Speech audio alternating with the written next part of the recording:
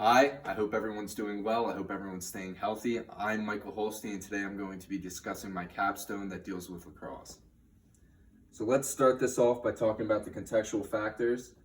So that deals with my fifth grade class at Third Ward Elementary. So the students were kind of really diverse group. There was 12 girls and 10 boys. I had one student with an IEP. He had autism. Not noticeable at all. He was very high functioning and interacted with the other students very well. And then I had 3 students in foster care. So the overview of the unit was the students' experience, the basics of lacrosse, and then the phase 1 and 2 skills. So starting off, none of the students had any experience in lacrosse. West Virginia is not a hotbed for lacrosse.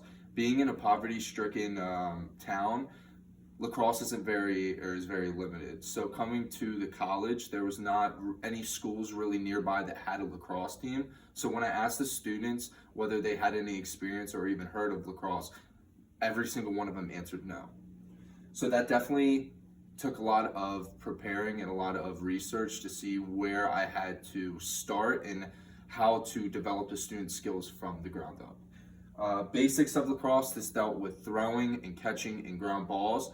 I kind of got into cradling at the end, but the students weren't really proficient in the other 2 basics, which was throwing and catching, so I had to really focus on those throughout the entire unit. The phase 1 and 2 skills, so phase 1 was just stationary, so the students would just be partner passing along the lines of that's what their pre-assessment and post-assessment dealt with. I would try to interact activities that kind of went along with those. I tried to have the students go into like a phase 2 type 3 skill, which was picking up the ground ball and throwing it to a partner on the run. The students were really struggling, so we had to go back the more phase 1 skills and structure around there. So here's just a couple pictures of the students. This was during partner passing. So if you can't see right there, one of the students has a scoop, unlike the other students with lacrosse sticks. So here's a little close-up of that. So here's the scoop right here. If the students were misbehaving and not paying attention and not on task, they would lose the lacrosse stick and have to use a scoop. The scoop did the same things as the lacrosse stick. It was just more of the factor that they weren't able to hold a lacrosse stick and that they needed to pay attention and work on their behavior.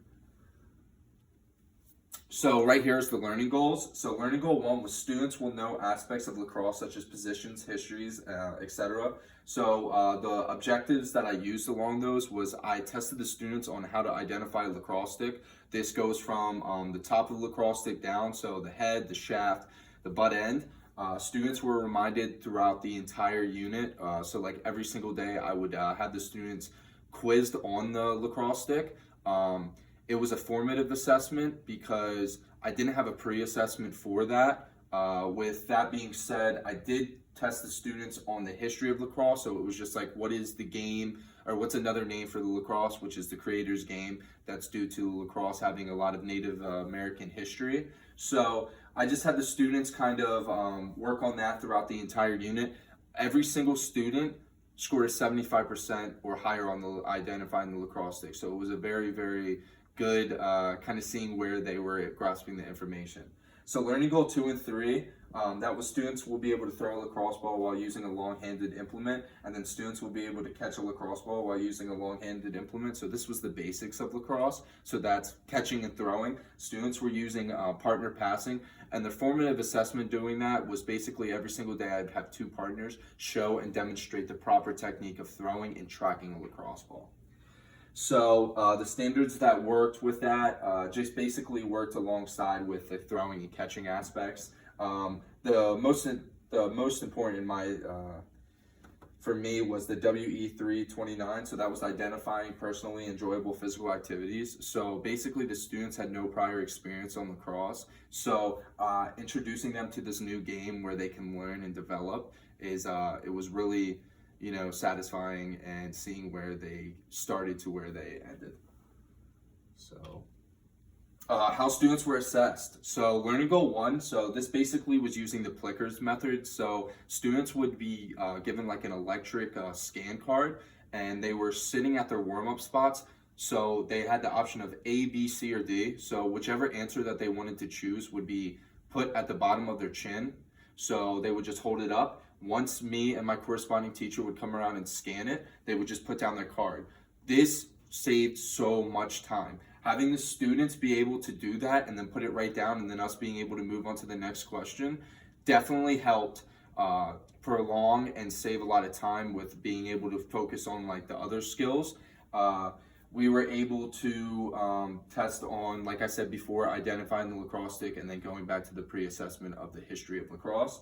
For learning goal 2 and 3, I did a checklist. This dealt with partner passing, where the students would be about five yards apart, and they would be throwing to each other. I used a speaker as a cadence, so a ready throw, so when the students, if they missed the ball, they were able to go and grab it without being hit by a lacrosse stick or hit by a lacrosse ball. So analysis of the student learning. So if you see right here, it says 31.4% starting off for learning goal 1, and then the increase to 88.2%, and then learning goal 2 was 34.9% and reached the 74.6%, and then learning goal 3 was 33.3% to 41.3%. So, and with the gender, so that was like my subtitle for the teacher work sample. If you see right here, I talked about it in my teacher work sample that there was no difference between females or males in this class. Actually, the females scored higher than the males in both the pre and post test, with an 88.1% on the post test compared to an 82.7%, and a 30% on the pre-test compared to a 29.4%. So self-reflection on teaching. So learning goal 1 and 2 were successful. So with throwing, I really practiced with the students that we spent at least 10 minutes each day working on our throwing skills. For learning goal 2, learning goal 1, we were always implementing and talking about the questions that were on the pre-test. So I would ask the students, like, what would you call an offensive player? Which it was an attackman. And I would say, remember this, an attackman would attack the goal. He wants to score a goal, he's going to attack the goal. It was little cues that made the students remember, which made their post-assessment scores even higher. So each student actually on the lacrosse stick exam, which we went over every single day, scored at least a 75%. There was actually a visual representation also with a whiteboard where the students were able to see the lacrosse stick and they were able to identify the lacrosse stick. With that being done, I told the students to always pay attention and see if that lacrosse stick was on the board, because when the lacrosse stick was then on the board, they would be gifted with a quiz. For the last one, it was learning goal 3 was unsuccessful. Learning goal 3 was dealing with catching, so it was a very difficult skill. There's kids that I've played with for multiple years, probably 5 or 6 years, that still struggle with catching.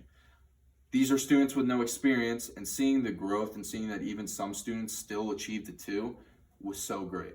I think that me and my corresponding teacher talked a lot about it, maybe implementing more drills and activities into the lesson that dealt with catching, but also catching is a hard concept and the students progressively got better, but they're just still not there yet. All right. And then I just want to finish with saying I was proud of the students. Like I said a couple times over this presentation, the students, they didn't have any experience in lacrosse. They left lacrosse players. They really came, they started from the bottom and they just achieved and got better every single day. The competitiveness and the drive to be better in that classroom was phenomenal. Thing that I need to work on is a little more preparation. So I would do the research for the lacrosse with like a multiple skill or multiple activities and such, but I wouldn't have really like a backup plan just in case. I kind of got stranded a few times with the students doing skills in like the phase 2 and 3 type, which was throwing and catching on the run. Students weren't there yet. And I should have had like a backup plan kind of prepared, which I did. I kind of went them back into the stationary setting, but maybe looking into more drills and more activities that aren't the same and repetitive, but still go over the same concepts is something that I need to work on. And then just continuing researching. When I started with the lacrosse unit, I didn't really do much research. I'd always like do some activities, look online and stuff like that. more and more throughout the entire unit, I was spending at least an hour or two a day researching and trying to better the lessons for the students' progression. So that's basically it. I'm glad that, we were able to spend this time and I was able to learn from all these students. So thank you and have a great day.